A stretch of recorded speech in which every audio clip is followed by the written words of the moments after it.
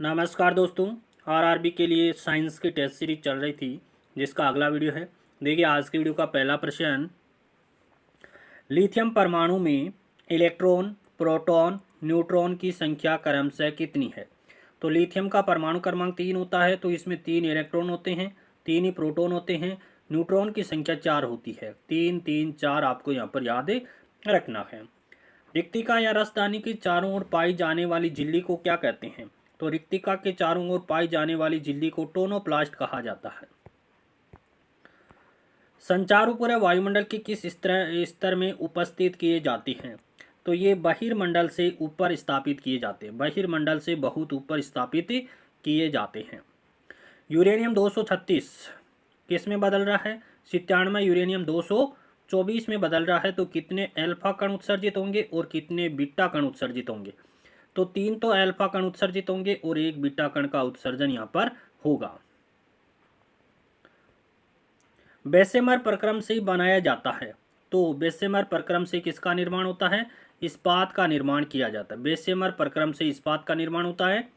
निम्न में से संक्रमण धातु नहीं है। कौन सी संक्रमण धातु नहीं है। जिनोन है वो संक्रमण धातु नहीं है, ये निष्क्रिय गैस है। आयरन, कोबाल्ट और निकल ये डी ब्लॉक के तत्व है। डी ब्लॉक के तत्वों को संक्रमण तत्व कहा जाता है। डी ब्लॉक का तत्व कौन सा है। तो मैग्नीज है वो डी ब्लॉक का तत्व है। मैग्नीज डी ब्लॉक का तत्व है। निम्न में से किस विटामिन को आर्गो कैल्सीफेरोल कहते हैं। तो विटामिन D2 को आर्गो कैल्सीफेरोल के नाम से जाना जाता है और विटामिन D3 को कोल कैल्सीफेरोल के नाम से जाना जाता है। विटामिन डी की कमी से बच्चों में कौन सा रोग होता है।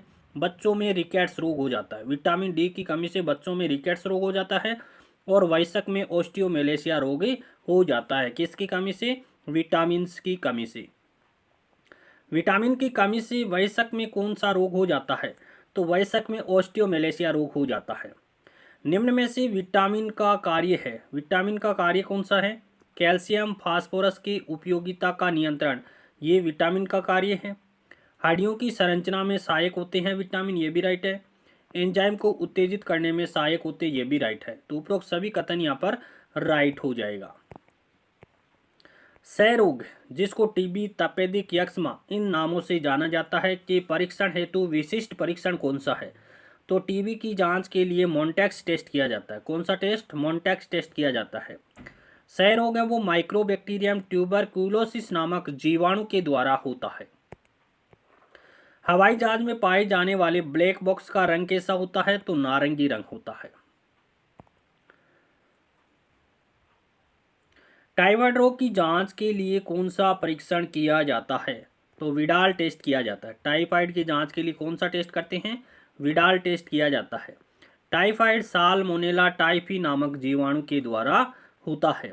टाइफाइड रोग में आंत प्रभावित होता है, अतः इसे आंतरजावर भी कहते हैं। किसको। टाइफाइड को। एड्स की जांच के लिए कौन सा परीक्षण किया जाता है। तो एड्स की जांच के लिए कौन सा परीक्षण। एलिसा परीक्षण किया जाता है। इसके अलावा रिप्पा परीक्षण भी किया जाता है। रिप्पा परीक्षण एड्स की जांच के लिए किया जाता है। करपास भी, ये भी एड्स की जांच के लिए किया जाता है। ये 3 परीक्षण किए जा सकते हैं और एड्स है वो रिट्रो विषाणु के द्वारा होता है। एल्केन संतृप्त हाइड्रोकार्बन होते हैं। कौन। एल्केन संतृप्त हाइड्रोकार्बन होते हैं जिनमें 2 कार्बन परमाणु के बीच एकल बंध पाया जाता है, जिसमें सामान्य सूत्र क्या होता है। CnH2n+2 होता है। एल्कीन असंतृप्त हाइड्रोकार्बन होते हैं। एल्कीन असंतृप्त हाइड्रोकार्बन होते हैं जिनमें 2 कार्बन परमाणु के बीच द्विबंध पाया जाता है, जिसका सामान्य सूत्र होता है CnH2n होता है। CnH2n होता है। एल्काइन असंतृप्त हाइड्रोकार्बन होते हैं जिसमें 2 कार्बन परमाणु के मध्य त्रिबंध पाया जाता है, जिसमें सामान्य सूत्र क्या होता है।